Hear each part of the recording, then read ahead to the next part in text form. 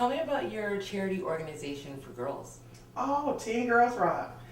Teen Girls. Well, see, let's see. So back in the day, when I retired, all that good stuff in Orlando, I had a little modeling image studio where I would teach girls etiquette.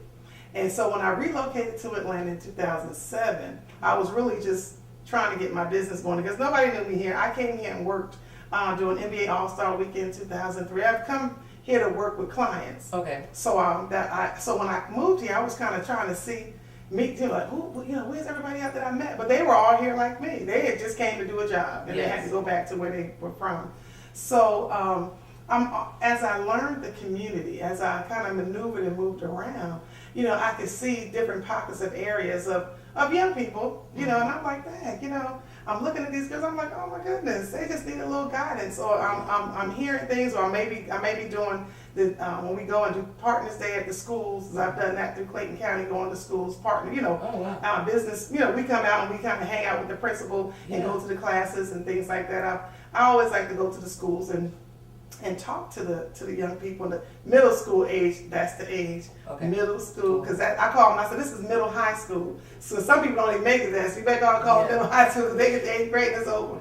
So those are the ones you kind of want to encourage, so they can keep going. But you have a lot of kids that are in the gap where their parents are working, and then between that 3 to 6, 3 to 7, they didn't make the dance team. They didn't make the cheerleading squad. They don't play sports. So where are they at? Yeah, where are they? They're lost. Yeah. They're in the mix. They're just in the middle. So what I did was I just did an all call out for girls, teen girls in the area, and pulled them together. I wanted to teach them about how to take care of their skin. So I have a partnership with Belt Department Store, and I said, look, I want to do something. I want to get the girls together and come and I want to teach them how to take care of their skin and feed them breakfast and do all this. And all I told the parents to do is get them there. You ain't got to register, no, just come. You don't have to pay. And so that's kind of how Teen Girls Rock got started. Then I did a partnership with Microsoft. Okay. We did teaching them about STEM and coding, that stuff, because it's big. It's big now, bigger now than it was at that time. Especially women moving in that direction. Oh yeah, yes. So doing that with the girls, also with the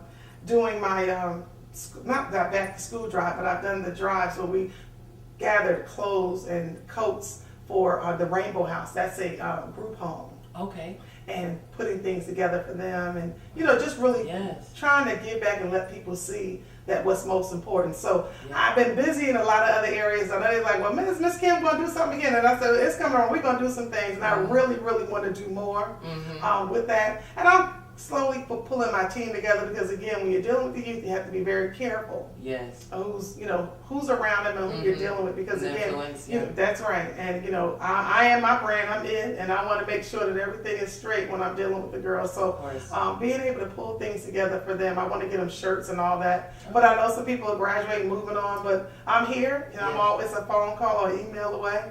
Sometimes they get frustrated. I need somebody to talk to. I'll talk to you, girl. What you want to talk about? Well, that's great. Over the years, you've interviewed some heavy hitters. Oh yeah. Who would you say is your most memorial interview and why? Oh, let's see. Well, I'm gonna say this. The reason why this is so very important to me. It's probably my very first show. Okay. Because for women, when I had the idea of doing the show, which was a spinoff from doing the summit, somebody said this would be great for TV. I'm like, I haven't done that stuff in so long. They said, Kim, I'm telling you, you can put something together and do a talk show for women. I was like, oh yes. Yeah. So they were the whiteboard, put it together, and I made a couple of calls. I was like, I gotta call somebody, a few people that are really going to make this kick off so people can see the quality. Not only that, to see that it's definitely going to be something different. And I was able to call Lorraine Smith, which is Neil's mother. Okay. I called Shaquille O'Neal's mom, Lucille O'Neal. I said, hi ladies, y'all know what? I said, I'm creating this TV show and I need somebody that I know. Yeah. So I don't have to go through no hoops that'll come and be on the couch. And they said, sure, I'll be there. What I need to do. And Lisa Washington, she's a celebrity chef here. Okay. And I reached out to her at the time she was on the Food Network. And I said, I would really love to talk with you. I'm doing this TV show and I think, because you're in Atlanta, you'd be great. Okay, I'm there. And the fourth person is Dr. Lori Johnson. Who knows Dr. Johnson? Nobody. I know Dr. Lori Johnson. Not only is she from New Jersey, but she was the person that said, when I told her this is what I wanted to do, she said, okay, I'll write the check. Oh. Now you talking about memorable. That was that Wow. she said she took care of the very first season of Women on the Move line, and so anything those are my best. Okay. Because they believed in what I was doing, they Yeah. saw the vision, and they just said yes, okay, Yeah. I'm there. They supported you 100%. Oh, 100%. So I always have to give them credit because they came to drop it a dime. Miss O'Neill had to fly in. Of course, at the time, Neil's mother was living here, and we had did some things together. But those guys really, really helped to kind of get things going where we are. I mean, we've already done 4 seasons, about get ready for season 5. But over the years, I mean, I think everybody, no matter the level, because I've had some A-listers, but I've had some people that are pace setters in the community that have been a part of the show, that have been like enlightenment for me, just sitting there talking to them like, wow, I didn't even know this exists, so we had that. And the people that received it through television, they were like, what? You know, you would get, you know, the call-ins or the feedback through, you know, just through questions and emails, and I would love to hear like, wow, that was good, you know, and everything. So there's so much talent and so many talented women in business throughout Metro Atlanta, the surrounding areas. You know, I'm venturing out into Macon, you know, trying to get in the middle of Georgia, and just really just wanting to empower women throughout the whole state. Oh wow! And there's just so much more to explore. So I'm ready for the challenge because I'm the woman on the move. Yes. And would you say that's your purpose? That's my purpose. My purpose is to encourage you, to encourage yourself, and to encourage someone else. Okay. Yeah, that's me. Well, I'm definitely encouraged. That's good. Definitely. We're doing a mantra all year. Do you have a mantra that's your favorite that you live by? Be ready, stay ready. Be ready, stay ready. You know why? Because for what we do, or for what I do, you never know who's going to call or what's going to happen. And you got to be ready. Yes. So I got to make sure that everything's ready I got to make sure if my makeup artist ain't ready, I better have some makeup and some lashes ready. Okay, if somebody comes in, I got to be somewhere, I better have the clothes ready. Right. So I got to make sure I have a clean gown in the closet, suit ready, everything, because you just never know. You don't. And keep the passport current, because I do travel. Okay. So I think it's just be ready, stay ready. But really just, it's really the 3 C's: collaborate, connect, and create. That is my main thing. That is what I started the year with. Okay. W3C. Women in business who come together to collaborate, connect, and create. Because again, we're sitting here, we're connecting. You know, we're creating a great vibe. We know what we're creating for those that are going to see this and be a part of what we're talking about. And you never know, there may be some collaborations right here. Definitely. I think that's so important for women. Yes. Oh yes. Yes. And what's upcoming for you in 2019? The summit. We talked about the summit. The September. summit is coming in September, and before that, in June 21st, is going to be the Power Moves. I'm doing a 3rd annual Women Empowerment Luncheon in Macon at the Tubman Museum, the Harriet Tubman Museum, downtown Macon. This will be the 3rd annual, and this is sponsored by AARP Georgia. Okay. And it's going to be, we had probably 120 women last year for lunch.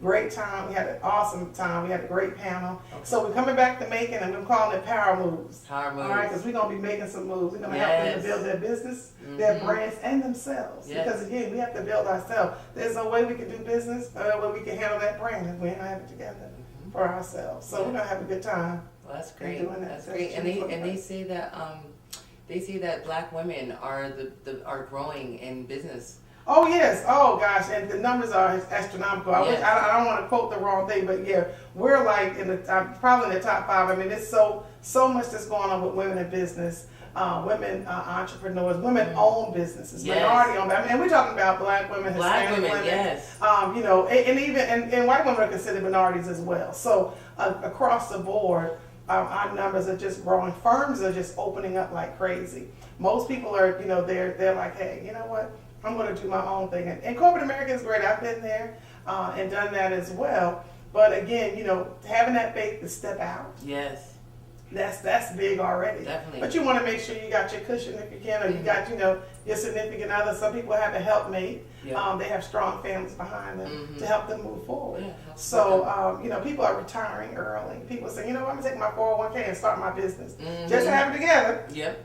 And I don't take all of it. But, you know, I mean, you're stepping out on faith. If you believe in what you do, if you believe it, you can achieve it. We heard that, right? Yes. When we were kids. So that's it. And Ms. McNair, where can we find you? You can find me on Instagram. Oh, yes. Well, you can find me on Facebook, too. But on Instagram, KMP_Women on the Move. Also have Kim McNair PR on Instagram.